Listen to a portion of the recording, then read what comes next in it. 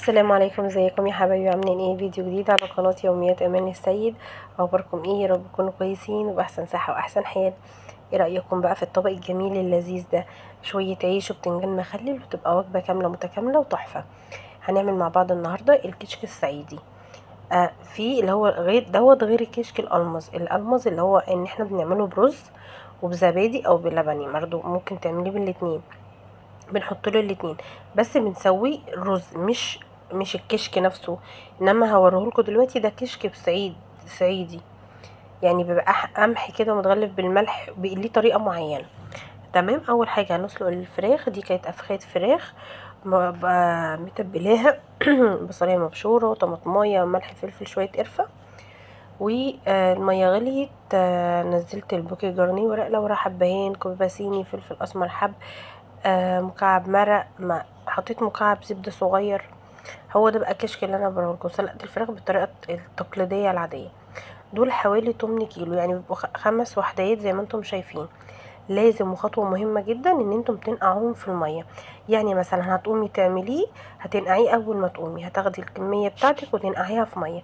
بعد كده بتصفيها وتشطفيها شطفة واحدة وتصفيها عشان ينزل الملح اللي فيه. خلاص. هنيجي بقى لخطوة البصل. بصوا هنا بقى انا بحمر معاكم بصل عادي زي بصل الكشري، بس بصوا بقى البصل الابيض غير البصل الاحمر في التحمير، بيبقى لونه ذهبي وجميل وطعمه كمان احلى. الاحمر بيغمق وساعات بيمرر. تمام. انا الحله التانية دي كنت عامل فيها فاصوليا بيضه، عشان اللي ما بياكلش الكشك ياكل الفاصوليا البيضه. تمام. بس ما صورتهاش معاكم لان انا عملتها معاكم كذا مره. المهم هنا هاخد بقى من الشوربه بتاعه الفراخ. كان طعمه لذيذ وتحفه، وطبعا لو شوربه لحمه هيبقى اطعم بكتير. تمام. ولو فراخ بلدي كمان هتبقى احلى واحلى. هاخد الشوربه وهنزل بالكشك بعد ما صفيته، بقى غسلته وصفيته وبقى زي الفل.